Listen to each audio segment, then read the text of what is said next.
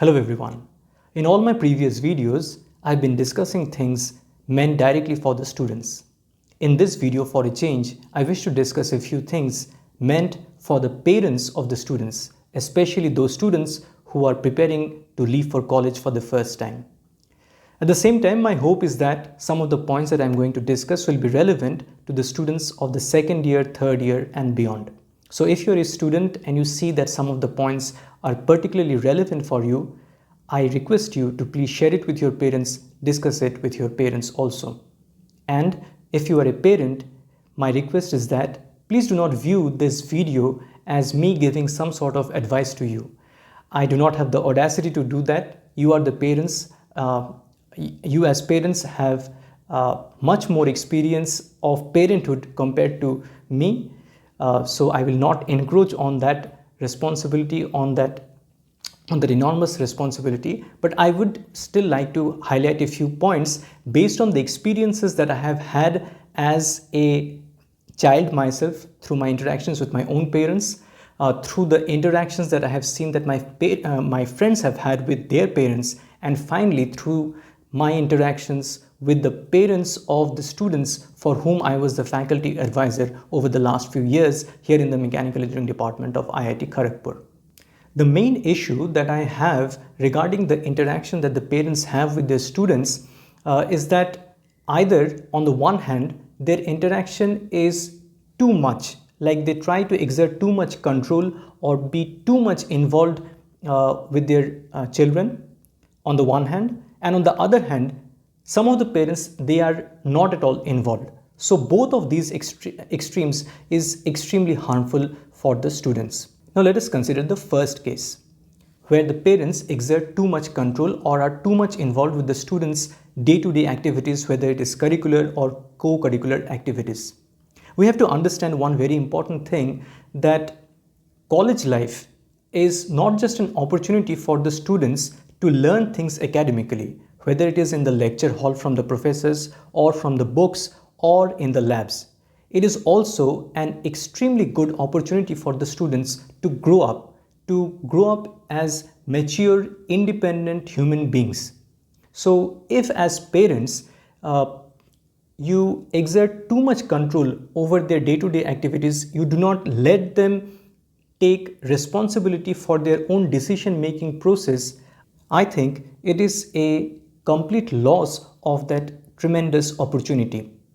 Now, I'm not saying that you should completely let the students fend for themselves in the decision-making process. Be involved, but do not exert too much control.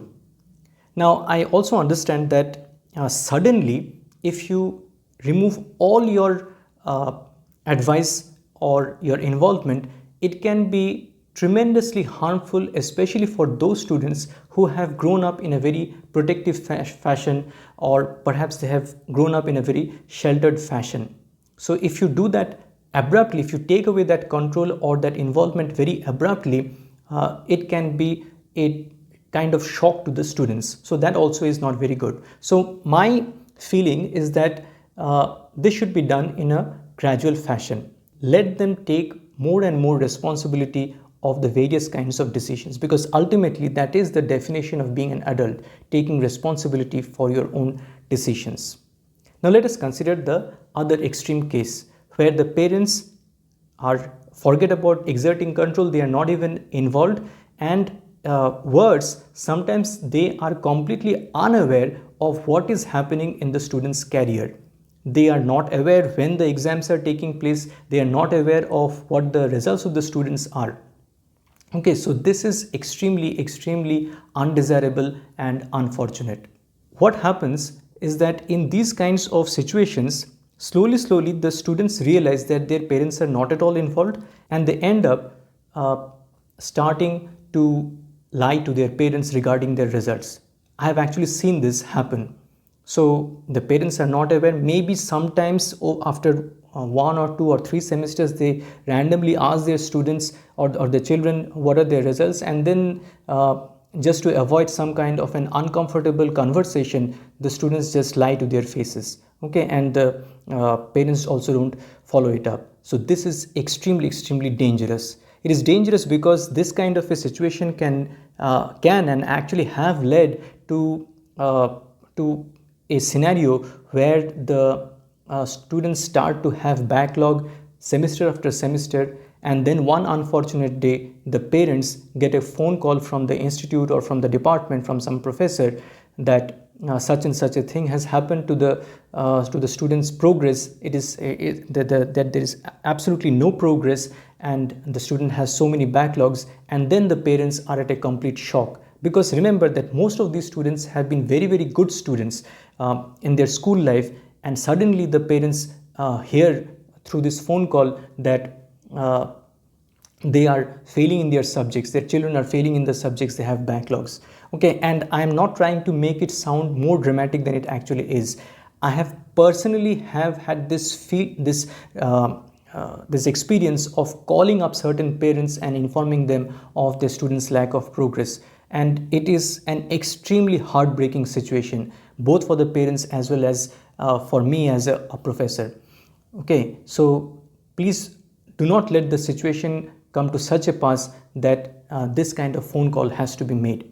My request to all the parents is that sure, you will accompany in most cases you will accompany your children at the time of admission, and it is a yearly event when we see that the parents are accompanying their children to the various markets within the campus, and they help to buy the blankets, the brooms, the buckets, and that is absolutely fine. So my request is that please do not stop your involvement after you have bought these things to them. Okay, your responsibility, your involvement does not end with these blankets, buckets and brooms. Okay, so uh, please keep a periodic track of what is actually happening in their progress, in their academic progress, and not just academic progress. It is absolutely inevitable that they will develop some other kinds of interests also, maybe in music, in some sports also. Keep a track of what they are doing overall. Above all, my request to all parents is to please talk to your children on a regular basis. It may not be on a daily basis, but at least over 2 3 days, or maybe at least once or twice a week, you please make a phone call to your students, to your children. So nowadays almost all students have their mobile phones. Please make this call. Okay, I know that because they are all young adults, they may not like talking to you on this regular basis. They may resist taking your advice. I mean, we have all done this. I mean, you as parents of teenagers, you already know what I'm talking about. And probably when you were teenagers yourself, you also did like that. So this is the story of life. Children do not listen to their parents.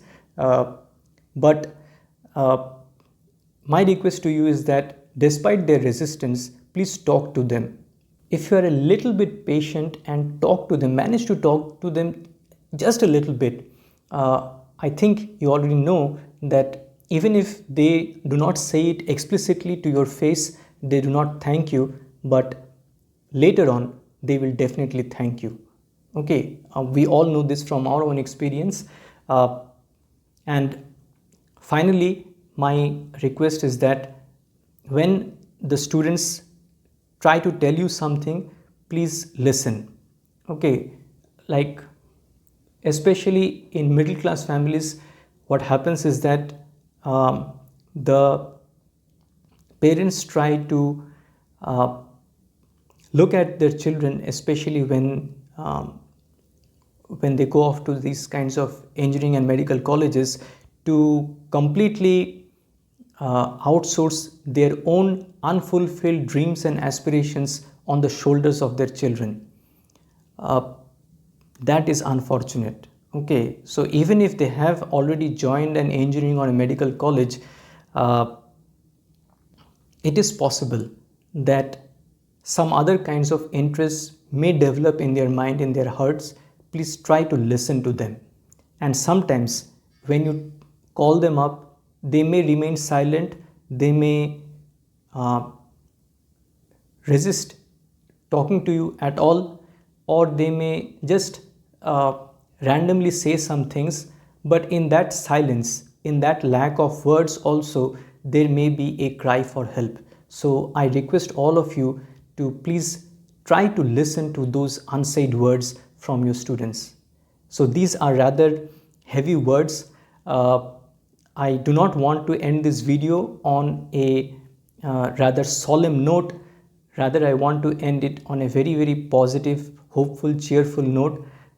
So I, I sincerely pray and hope that after you have left your children in the campus, or maybe if you are a parent of a second year student, third year student, and beyond, the ultimate interactions that you are going to have with your students when they return to you after their campus life will be a tremendously joyful one, where many of the dreams, hopes and aspirations, not just from your side but from their side also, gets genuinely fulfilled. This is my hope and prayer for everyone, for each and every family. So thank you very much, and all the best to you, your children, and your entire family. Thank you.